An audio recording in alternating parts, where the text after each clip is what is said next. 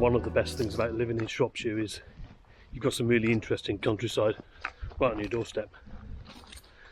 And some pretty varied geological features as well. But today I'm doing a short circular walk, starting from the local nature reserve of Poles Coppice, which is pretty much between Ponsbury and Minsterley, I would say.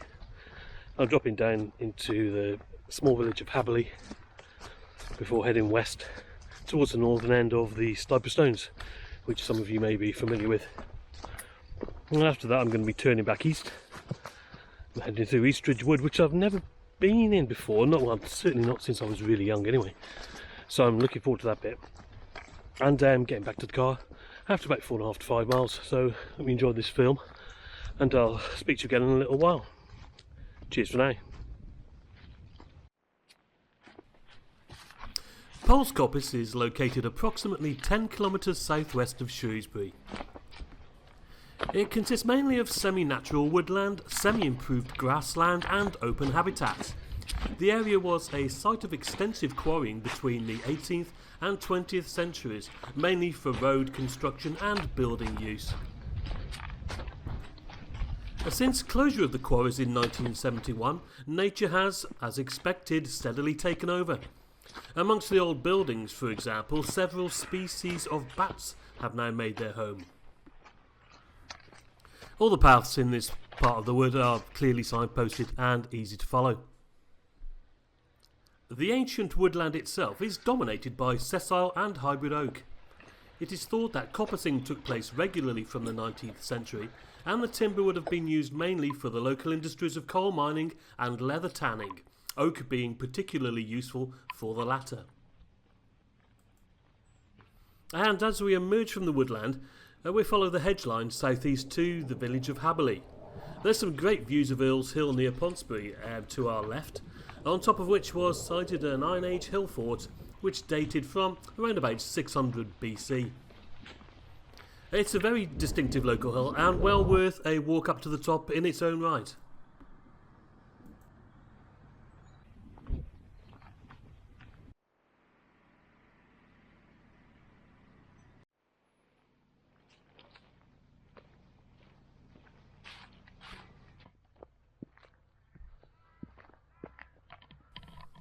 Now, Habberley itself is a very sleepy small village in my opinion, but it still manages to house a pub and the small church of St Mary's. Now, this church dates back to at least the 13th century, very picturesque. Unfortunately, due to the current conditions, I wasn't able to enter at the time of my visit.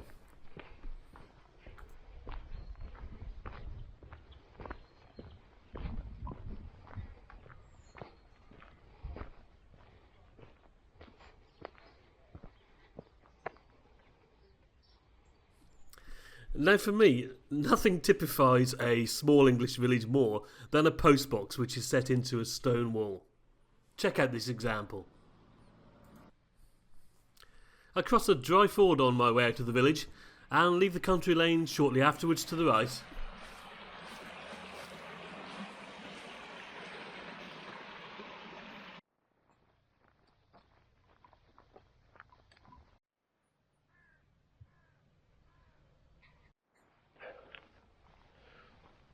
One of those points on the map where you turn off the tarmac lane coming out of Habberley and you head on to one of the smallest dotted green lines on the Ordnance Survey map, which indicates a public footpath, and you think, is this footpath going to be any good? Is it going to be really wet underfoot, impassable, too much mud and everything else? So I've ended up going across some fields, and as you've guessed it, got to a really muddy part. It's normally the bit where the cows try and get from one field to another and have a little drink on the way. Anyway, I'm heading up there towards the tree line and Eastridge Wood, where I'm going to have a cup of tea, I think, and a sandwich. So follow me up there and I'll see you again when I get to the top. Cheers for now.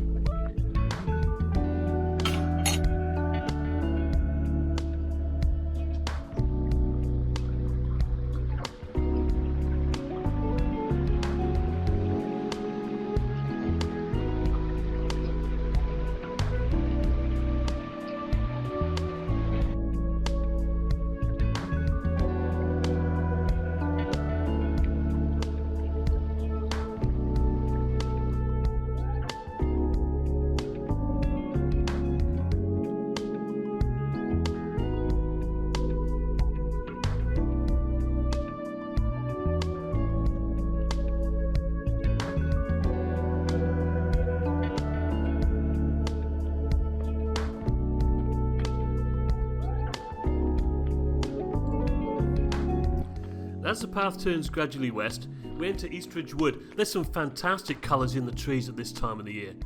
And we begin to climb up through the valley, and at this point I would recommend watching out for cyclists. This area has a designated cycle trails and is very popular with mountain bike type of people. I personally think it's great we can all coexist in this stunning outdoor environment, enjoying our hobbies on two wheels or otherwise.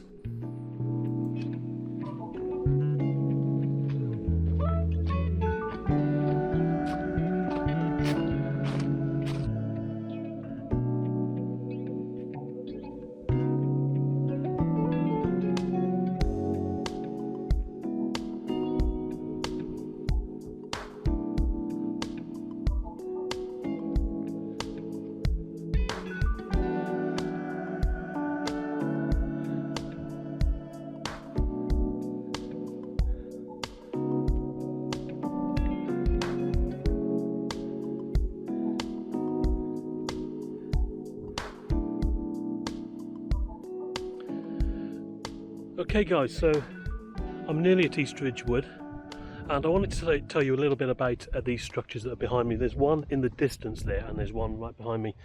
Now, years ago, this part of Shropshire was very well known for lead production. It probably had the most extensive lead mines in the country, and probably the highest production of lead as well. Snail Beach, Penally, Tankerville, Roman Gravels.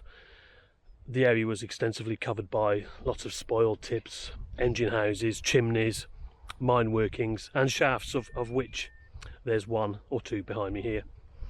And it used to be open. They've consolidated most of the workings and covered them over and left these vents in the top. So I'm going to do a little experiment to throw a stone in and see how far it takes for it to get to the bottom, and I'll give you an indication of how deep this particular one is. So let's try it and see how it goes. Okay, so I've got my stone here, and we're going to throw it in, and let's listen out for the sound. I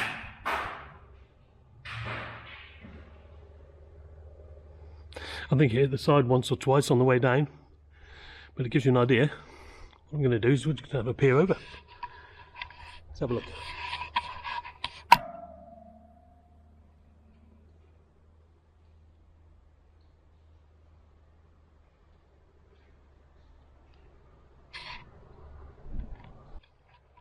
Okay, well, I don't know how much you saw of that. Got the selfie stick with me today. So yeah, I'll watch that back in a little while. Hopefully give you a bit of insight into what it used to look like around here. And I'll carry on walking. See you in a little bit.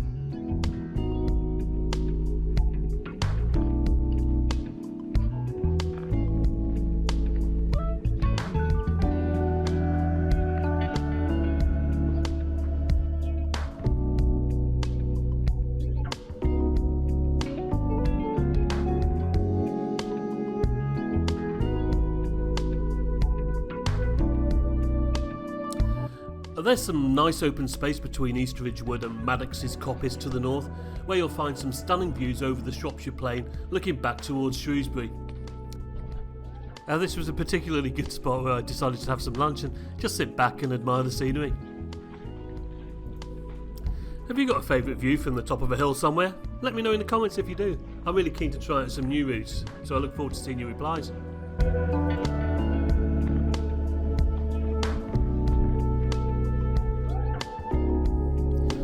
There are some very clear and signposted cycle tracks here, so please be vigilant. I'd love to have a go at this, by the way. It certainly looks quite fun and challenging in parts.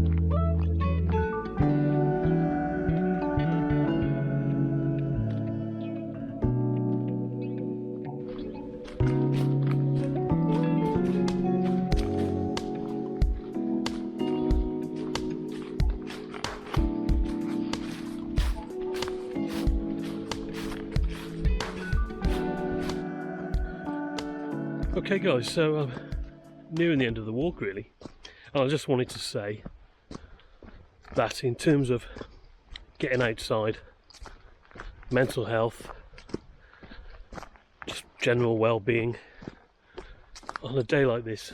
Absolutely fantastic. Get some exercise. I have seen 12 people in 5 miles, which is considerably less than I would have encountered at much closer quarters, walking around my local supermarket or bumbling around uptown for no real reason in particular. So all I would say is I'm going to do a lot more of these. You should try it too. Hope everyone's good, and thanks for watching. I'll catch you again soon.